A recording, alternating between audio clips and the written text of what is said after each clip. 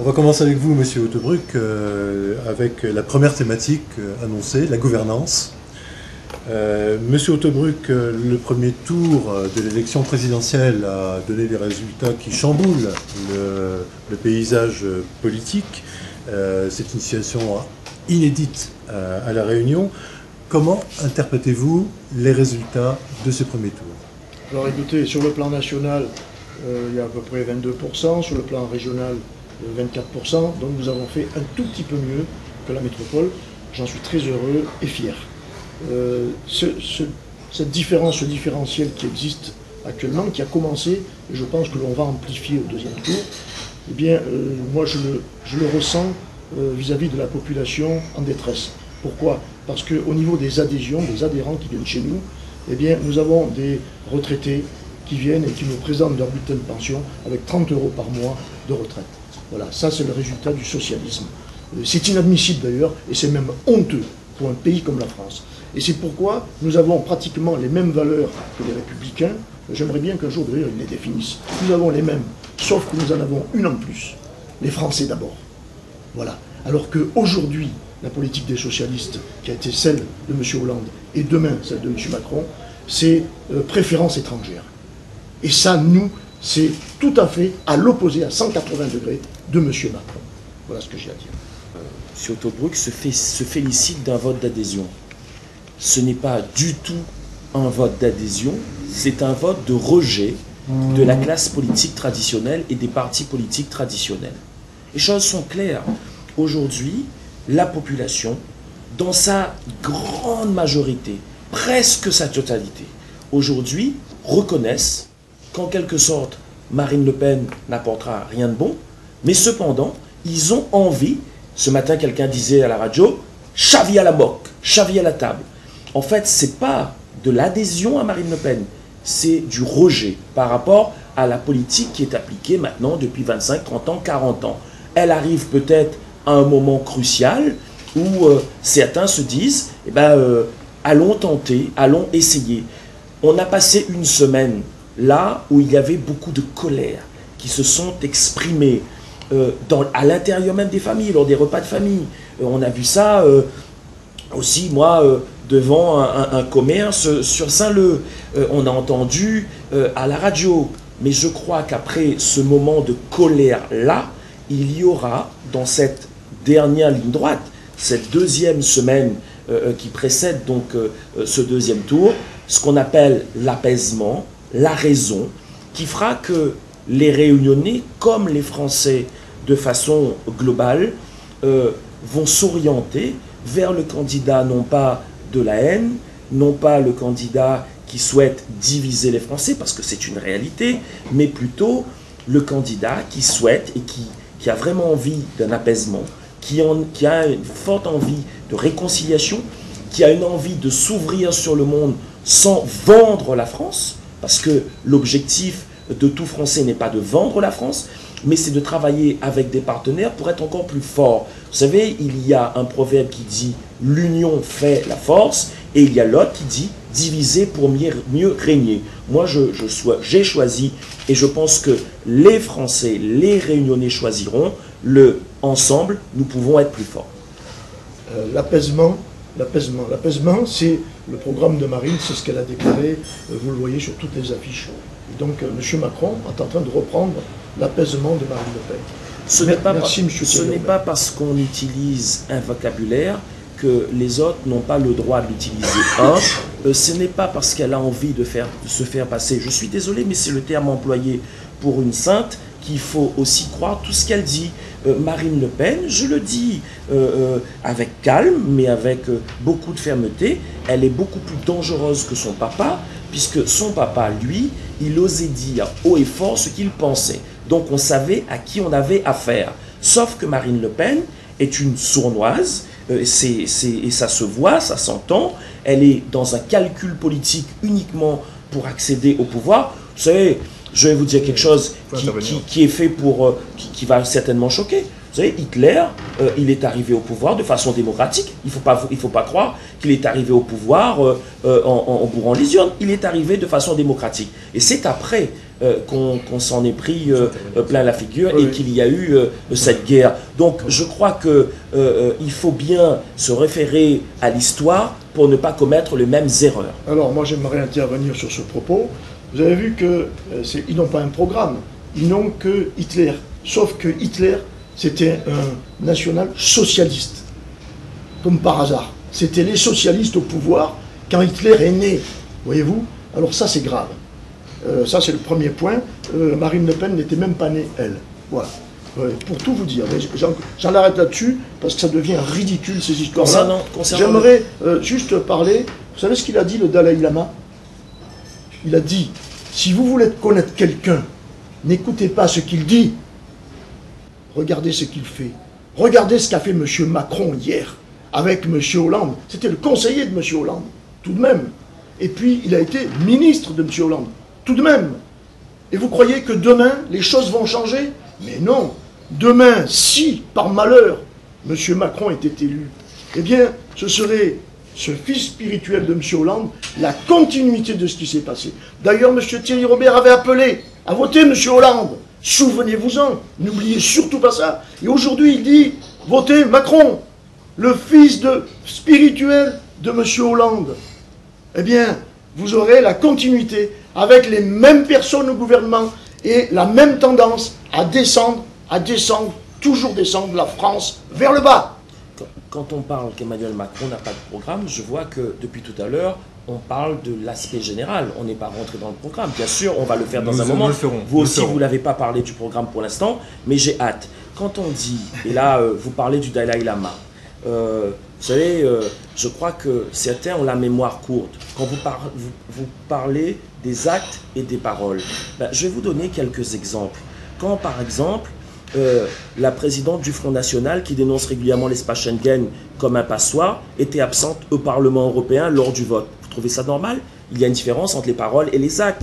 Quand le Front National vote contre l'égalité homme-femme au Parlement européen, vous pensez que c'est normal? Quand le Front National contre les mesures européennes de progrès social, la lutte contre la désindustrialisation, une directive visant à réduire l'évasion fiscale, un rapport luttant contre le dumping social, la directive renforçant le contrôle du travail non déclaré, et là, Marine Le Pen a voté contre. Mais quand il parle des paroles et des actes, quand on reprend l'historique de ce qui s'est passé au Parlement européen, on s'aperçoit qu'aujourd'hui, elle tient un discours qui est totalement à l'inverse de ce qu'elle a pratiqué comme politique au Parlement européen. Est-ce que c'est vrai ou pas? Est-ce que c'est vrai ou pas? Alors, mais est-ce que c'est vrai ou pas? Je vous réponds sur le Parlement européen. Oui ou non? Sur le Parlement européen, non, mais ce que je vous ai dit là. Les députés socialistes, votre famille. Non, monsieur. Votre famille, monsieur, celle que vous soutenez. Non, mais vous, monsieur, répondez à ma question. Pourquoi vous ne le faites pas? Parler. Laissez-moi parler. Si vous ne répondez pas, je vous reposerai la question. Je viens chez les députés. Les députés socialistes ont voté la prison pour tous les travailleurs indépendants, profession libérale, artisans, commerçants. Je parle de Marine Le Pen. Je termine. Ils ont voté la prison s'ils ne payent pas le RSI. Du jamais vu. Et ça, ce sont les députés réunionnais. Votre famille, cher monsieur. De toute façon, quand vous êtes un groupe minoritaire, de toute manière, vous ne l'emportez pas au Parlement. C'est pas grave d'y être absent. Par contre, quand vous êtes dans la majorité, c'est grave de s'absenter. Parce que c'est vous qui prenez les décisions. Vous le savez très bien. L'opposition n'est là que pour relever ce que vous êtes en train de faire. Voilà. Mais vous savez que mon temps de parole arrivera. Mais je vous repose la même question, monsieur Autobruck. Oui. Parce que là, vous avez fait ce qu'on appelle, vous savez ce que c'est? Vous avez fait diversion. Vous n'avez pas répondu à la question. Je vous repose une autre question. Est-ce que Marine Le Pen a préféré s'abstenir lors du vote contre le travail, alors contre les travailleurs détachés, toujours au Parlement européen? Elle a préféré s'abstenir au lieu de voter contre. Est-ce que vous maintenez? Est-ce que vous confirmez? Mais pas du tout. C'est vous qui le dites. Mais bien sûr. Mais bien sûr. Oui, bon. Oui ou non? Cher monsieur, je n'étais pas au Parlement européen.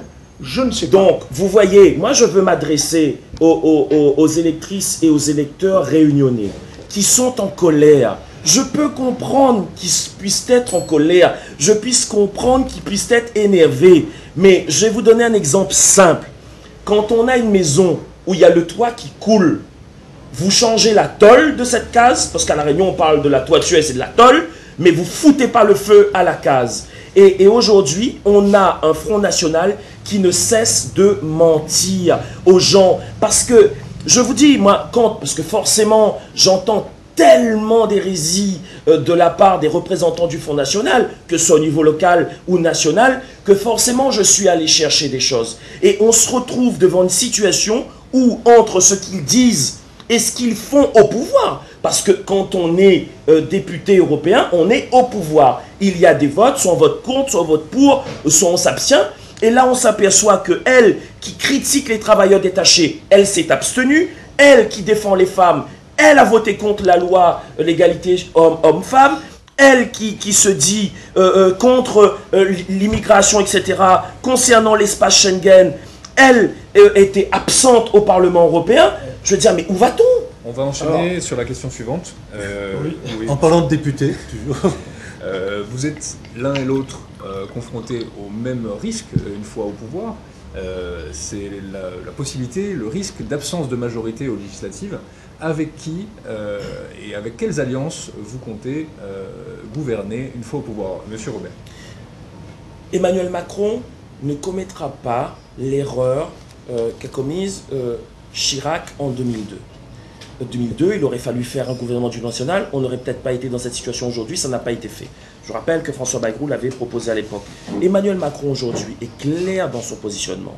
Il n'est certainement pas dans le rejet, dans l'exclusion. Il a envie et il travaillera avec l'ensemble des composantes politiques françaises. Il travaillera aussi bien, s'il le souhaite, avec M. Mélenchon, avec les Républicains, avec le Parti Socialiste. Mais c'est ça, c'est le message qu'a fait passer lors du premier tour les Français. Parce qu'aujourd'hui, ce ne sont que des petites techniques, des petites magouilles politiciennes pour à chaque fois être au pouvoir. Il a envie aujourd'hui de répondre aux attentes et aux besoins des Français.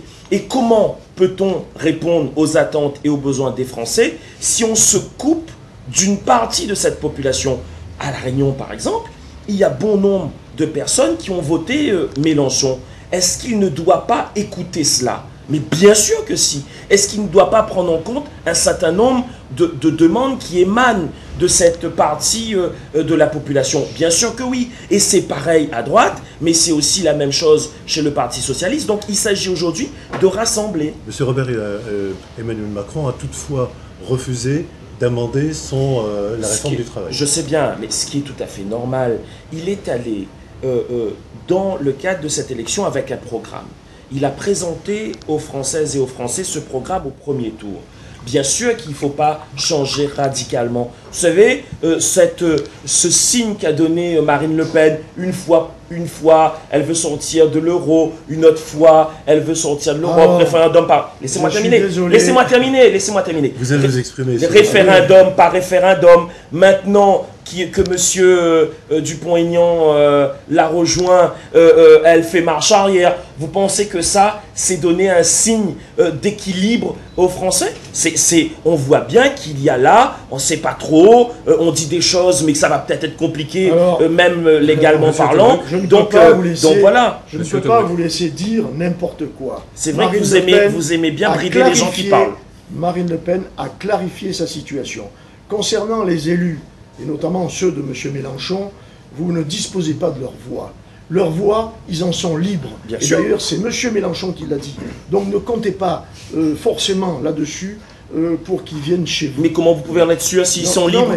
Non mais s'ils sont libres, comment vous pouvez être sûr? Justement, moi je ne me prévaux pas de cela. Mais j'ai pas dit qu'ils allaient voter, j'ai simplement dit qu'on ne peut pas les exclure. On ne peut pas les exclure, mais ils vont voter. Et ils savent déjà pour qui ils vont voter. Parce que je vais vous dire qu'à La Réunion, déjà beaucoup nous ont rejoints. Je vous le dis honnêtement. Ça, c'est la première des choses. Sur les alliances, avec qui vous pouvez gouverner? Sur les alliances, vous avez vu qu'il y en a déjà une qui a été faite au plan national, donc avec M. Dupont-Aignan.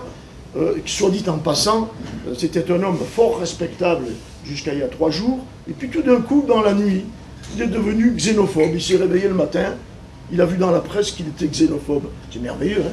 Ça, c'est un miracle encore de M. Macron. Parce que la presse lui appartient, donc il fait dire à la presse... Mais il est seul, il lui reste que Marine Le Pen. Le résultat, en tout cas, notre presse ne lui appartient pas, ici, je peux vous le dire. Peut-être pas la vôtre, mais sans doute pas la la presse, nôtre. je vous le prête. Voilà. Ça, c'est la première chose. Deuxièmement, concernant l'Europe, il est faux de dire que Marine fait marche arrière. Elle a clarifié une situation qui a toujours été valable depuis le départ. Elle a dit « Je veux rester dans cette Europe à condition que les traités, certains traités, soient renégociés. » Ils sont au moins de 3 sortes. Le traité concernant la souveraineté nationale, le traité qui permet de remettre des frontières, et enfin de remettre une monnaie nationale. Voilà. Donc, elle s'est absentée lorsqu'il y avait le vote Schengen au Parlement. Oui, peut-être, mais n'empêche que la loi El Khomri, c'est grave. La loi El Khomri, où tous les Réunionnais sont descendus dans la rue, c'est la loi Macron au départ. Quand même, tout de même. Ne vous énervez pas, gardez votre calme. Non, je ne m'énerve pas, parce elle que ne sera pas élue c'est dimanche. merveilleux ce que vous dites là. La loi El Khomri qui va être retirée par Marine Le Pen, c'est la loi Macron. Que ce soit clair. Alors maintenant, pour en finir avec cette Europe, parce que moi je vous laisse parler aussi, eh bien, simplement, elle a dit « je renégocie ces 3 traités ». Si ces 3 traités sont renégociés, rien ne bouge d'autre dans cette Europe et on y reste. Deuxièmement, les traités on aura l'occasion de revenir sur l'Europe. Dernièrement, les traités ne sont pas renégociés. Elle fait appel à un référendum d'initiative populaire. Et là, ce n'est pas elle qui dit on sort. Ce sont les Français. C'est vous, c'est nous qui allons dire on reste dans cette Europe ou on en sort. Et je peux vous poser une question? Oui. Imaginons que les Français disent on reste dans l'Europe. Elle démissionne? Oui. Elle démissionnera? Elle démissionnera, je peux vous le certifier. Oui. Oui. Parce que Madame Marine Le Pen est faite du même bois que le général de Gaulle quand il a lancé son appel au référendum. N'utilisez pas le général de Gaulle, mais n'exagérons rien. Thierry Robert, vous êtes en train de comparer Marine Le Pen au général de Gaulle. Si vous dites non, franchement, je ne la compare pas. Je dis qu'elle est faite du même bois. Comprenez les mots, monsieur Thierry. Si vous n'avez pas fait l'ENA, c'est parce que je suis black que je ne comprends pas le français, vous pensez? Pensez ça, c'est le discours du Front National, ça. Voilà, c'est le discours du Front National. Et voilà, il sort le racisme à nouveau. Non mais franchement, si je discute à égal avec vous, parce que j'en ai rien à foutre de votre couleur, monsieur Thierry Robert. Ça m'est complètement égal, ni celle de ma femme qui est plus noire que vous, ni celle de mes enfants qui sont café au lait. Monsieur Thierry Robert, alors revenez sur terre, vous n'avez pas fait l'ENA, vous ne comprenez pas certains mots, je n'y peux rien moi. Vous avez besoin... En plus je suis con alors. Ah non mais ça c'est pas moi qui le dis, c'est vous qui le dites. Hein. Non, moi je n'ai pas dit ça, je ne sors jamais d'insultes monsieur Thierry Robert. Vous venez de dire quelque chose qui est presque... Peut-être que vous avez besoin aujourd'hui d'une nouvelle immunité parlementaire, vous ne l'aurez pas monsieur Thierry Robert. Parce que quand on est maître d'une commune, qu'on est premier magistrat d'une commune, on respecte les lois, monsieur Thierry Robert. On ne construit pas un immeuble avec 3 étages supplémentaires sans permis de construire, et vous êtes condamné là-dessus. Mais c'est des attaques personnelles. Mais non, vous êtes sur des attaques personnelles. Non, moi j'attaque le magistrat, le premier magistrat d'une commune. J'attaque pas monsieur Thierry Robert. C'est qui a... Alors, non, permettez-moi quand même. Qui a refusé d'aller se rendre devant le juge sous prétexte qu'elle avait son immunité parlementaire? C'est parfaitement légal. C'est qui? Mais vous êtes en train de le critiquer. Et alors que vous n'avez pas vous-même, vous respectez pas. C'est la loi. La loi a dit immunité parlementaire. Mais vous êtes contradictoire, vous venez de dire totalement le contraire à l'instant. Elle utilise la loi. Excusez-moi. Allez, partons sur un autre débat. La question portait sur les législatives et sur la majorité qui permettra aux vainqueurs de gouverner et d'éviter le blocage des institutions et de la politique française. Voilà. Bon. Donc, quel est votre point de vue là-dessus? Marine Le Pen est déjà premier parti de France. Si les Français l'élisent, avec 55-60%, je ne sais que sais-je, bon, si les Français l'élisent, c'est qu'ils veulent que Marine Le Pen applique ses 144 engagements. Sinon, autant voter Macron, hein, et puis continuer dans la lignée de François Hollande. Bon, s'ils l'élisent, donc ils vont lui donner une majorité parlementaire.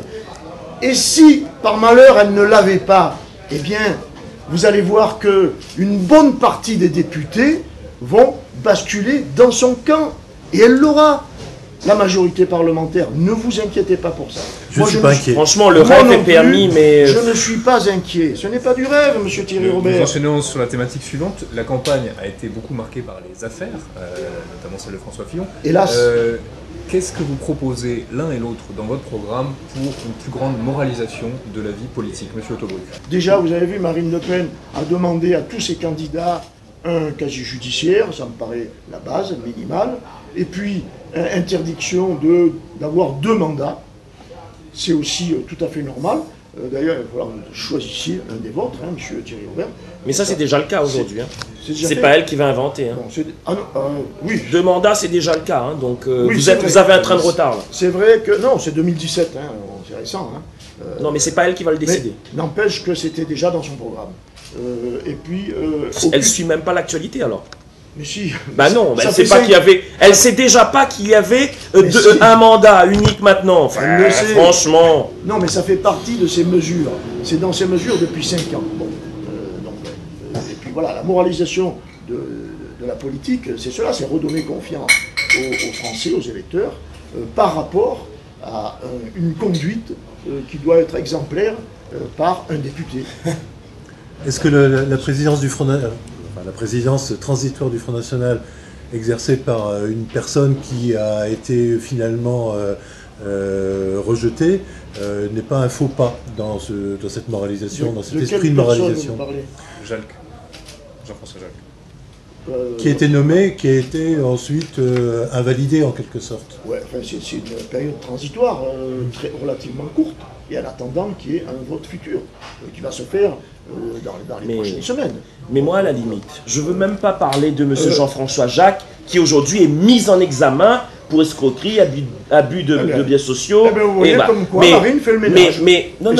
Très bien. Mais je ne vous ai pas interrompu. Donc, s'il vous plaît, ne m'interrompez pas. Merci. Okay. Donc, passons pour ce monsieur Jacques en question. Mais parlons de Marine Le Pen elle-même. Aujourd'hui, elle est concernée dans des affaires. Le Parlement européen disait qu'il y a eu pas loin de 4 millions d'euros de détournés. Je reprends tous les éléments qui sont apportés au niveau national et au niveau local dans la presse. Elle a été convoquée chez le juge. Elle ne s'est pas rendue. Et aujourd'hui, M. Autobruck qui est là, et Marine Le Pen voudrait faire croire que c'est tolérance zéro. Ils ne donnent pas l'exemple. Comment voulez-vous que demain, ils vont pouvoir faire respecter la justice et la loi, sachant qu'eux-mêmes, aujourd'hui, ne respectent pas cette justice? Et là, M. Poutou a bien eu raison de le dire pendant ce débat télévisé, en disant que Marine Le Pen avait l'immunité parlementaire, mais que l'immunité ouvrière n'existait pas, parce que c'est une réalité. Et donc, Emmanuel Macron, qu'est-ce qu'il propose concernant la moralité? Je termine là-dessus. Emmanuel Macron dit, à partir du moment où on a un casier judiciaire, on ne peut pas se présenter à une élection. 1. Emmanuel Macron dit, pour permettre et assurer le renouvellement de la classe politique, c'est 3 mandats dans le temps, pas 1 de plus. 3, le non-cumul en nombre, mais ça, c'est quelque chose qui aujourd'hui est déjà acté. Et 4, c'est assurer une transparence dans la gestion des deniers publics, et il y aura des sanctions lorsque les choses ne seront pas respectées. Par exemple, un ministre, il sera responsable de son ministère, avec une feuille de route, avec un budget défini. Et s'il ne donne pas satisfaction, au bout de 6 mois, 1 an, il est remercié et il est remplacé. Parce qu'aujourd'hui, on est dans une obligation de résultats. Non pas de résultats approximatifs, mais de résultats positifs. Parce que ce qui va se passer, moi, je ne suis pas Madame Soleil, mais je peux quand même vous donner mon avis là-dessus. Emmanuel Macron va gagner cette élection présidentielle dimanche prochain. Mais il n'a plus le droit à l'erreur. Parce que les gens, la population en général française, ne croit plus. Il a la chance, lui, après simplement 1 an d'existence, d'être à la tête de l'État français. Donc il a obligation de réussir. S'il ne réussit pas, effectivement, eh ben, les extrêmes, malheureusement, dans 5 ans, vont réussir à prendre le contrôle de la France. Monsieur... Premièrement, donc, elle n'a pas répondu et elle a parfaitement raison. Vous avez vu d'ailleurs qu'on avait mis 2 en examen autour d'elle enfin pas vraiment mis à l'examen, mais Si. en défaut, on va dire, autour Mise en d'elle, examen. et que déjà, son garde du corps a eu un non-lieu de la justice. Quant à la deuxième personne, Madame Griset, qui travaille qui est donc assistante parlementaire, qui travaille au Conseil de l'Europe, eh bien cette dame travaille effectivement, puisque son pointage a été relevé, elle se rend régulièrement à son Assemblée européenne. Bon, c'est la première chose. Quand elle a terminé, elle rentre dans son parti, et tous les assistants parlementaires font la même chose. Pour l'instant, il n'y a que la présomption d'innocence. Attendons, M. Thierry Robert, qu'il y ait un jugement. Et à partir de là, on verra bien si elle est coupable ou pas. Mais M. Juncker, qu'est-ce qu'il a dit, M. Juncker? Il a dit, je ferai tout ce qui m'est possible pour lutter contre les gens qui n'acceptent pas le diktat européen. Il a dit ça, M. Juncker.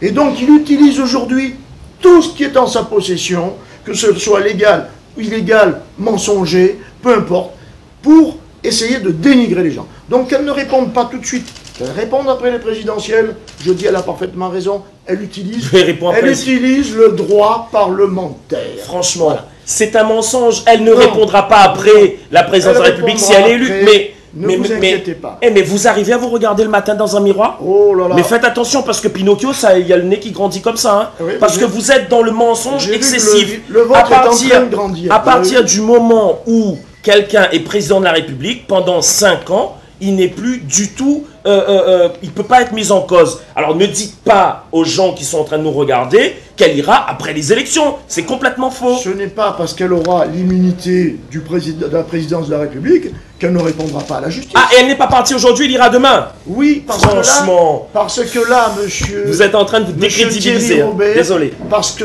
là, nous sommes en campagne et en finale de campagne.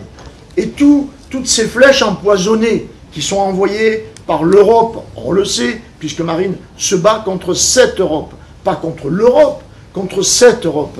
Eh bien sûr qu'on essaye de lui empoisonner son élection, évidemment. On essaye de la faire baisser dans les sondages, mais elle n'arrête pas de monter. D'ailleurs, vous avez vu, les sondages se sont tus tout d'un coup.